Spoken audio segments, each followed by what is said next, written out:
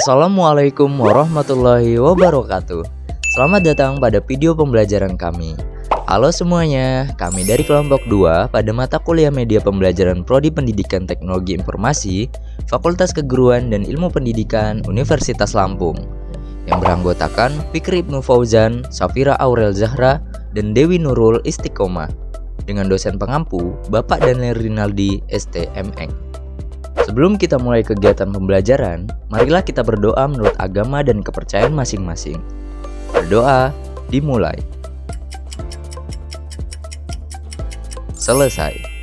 Kali ini kita akan mempelajari materi interaksi hardware, software, dan brainware pada mata pelajaran Teknologi Informasi dan Komunikasi pada kompetensi dasar 3.2, memahami interaksi antara hardware, software, dan juga brainware.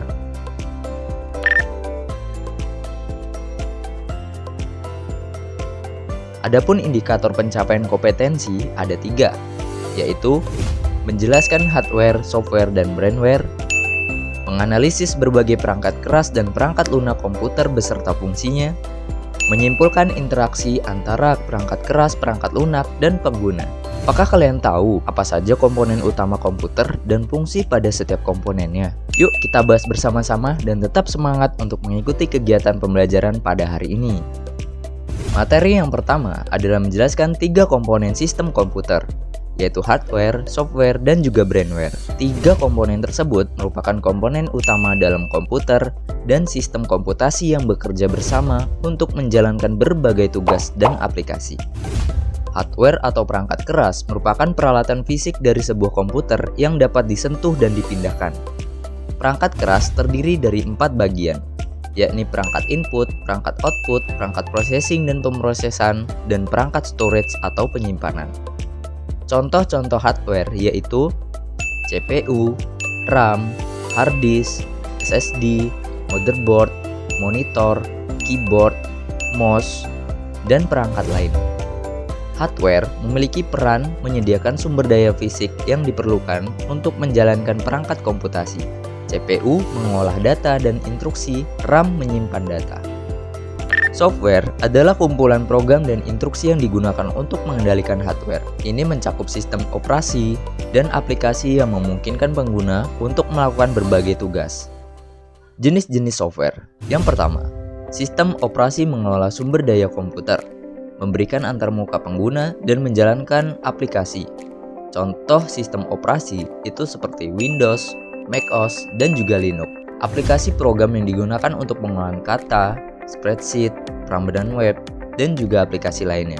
Peran software. Software memiliki peran mengatur, mengelola, dan mengkoordinasi operasi hardware.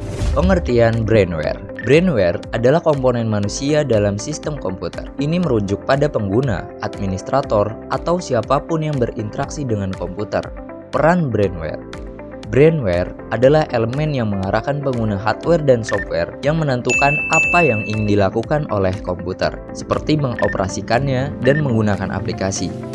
Administrator sistem bertanggung jawab mengelola perangkat keras dan perangkat lunak dalam lingkungan komputasi. Brainware merupakan aspek paling penting dalam ekosistem komputasi. Tanpa penggunaan manusia yang memahami dan mengendalikan hardware dan juga software, perangkat komputasi hanya menjadi alat tanpa tujuan. Selanjutnya adalah menganalisa berbagai perangkat keras dan perangkat lunak beserta fungsinya. Perangkat keras atau hardware. Yang pertama, Central Processing Unit atau CPU adalah otak komputer yang bertanggung jawab untuk menjalankan instruksi dan perhitungan.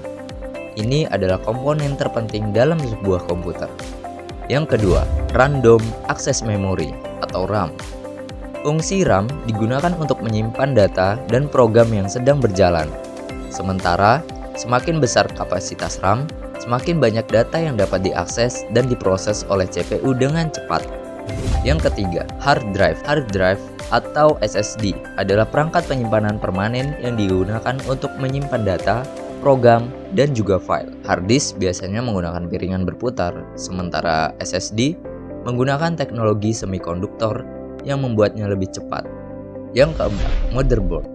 Fungsi motherboard adalah papan sirkuit yang menghubungkan semua komponen utama komputer. termasuk CPU, RAM, kartu ekspansi seperti kartu grafis atau GPU. Yang kelima, kartu grafis atau GPU.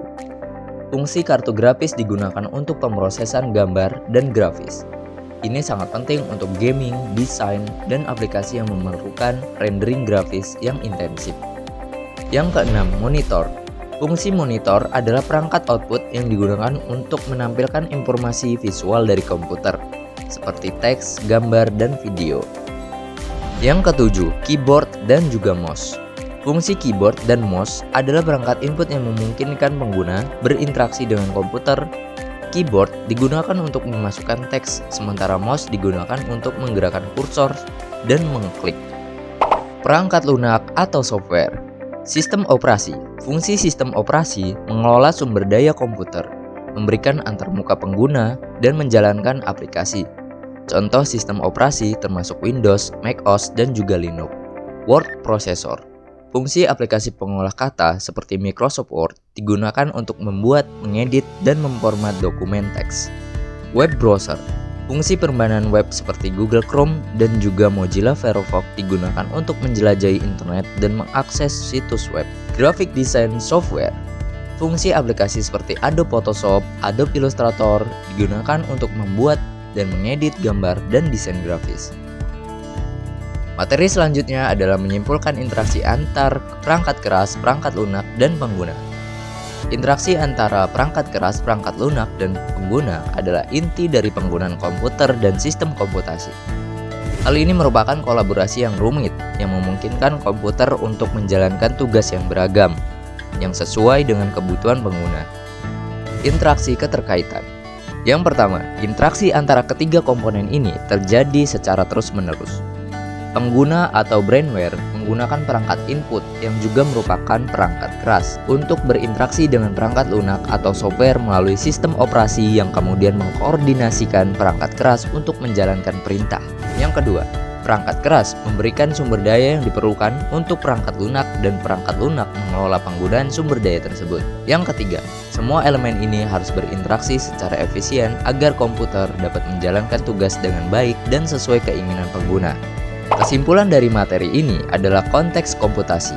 Ketiga komponen ini, seperti hardware, software, dan juga brainware, berinteraksi secara kompleks. Hardware dan software digunakan oleh brainware untuk mencapai tujuan tertentu, seperti pekerjaan, pembelajaran, dan juga hiburan. Penggunaan yang efisien dan efektif dari ketiga komponen ini sangat penting untuk mencapai hasil yang diinginkan dalam penggunaan komputer atau perangkat komputasi. Untuk mengukur pemahaman kalian, sekarang kita akan melakukan evaluasi pembelajaran menggunakan aplikasi Kahoot. Silakan kalian scan barcode berikut atau akses link di komentar bawah. Nah, itu tadi materi mengenai hardware, software, dan juga brainware. Semoga bermanfaat untuk kita semua. Saya tutup kegiatan pembelajaran kita pada hari ini. Tetap semangat semuanya. Wassalamualaikum warahmatullahi wabarakatuh.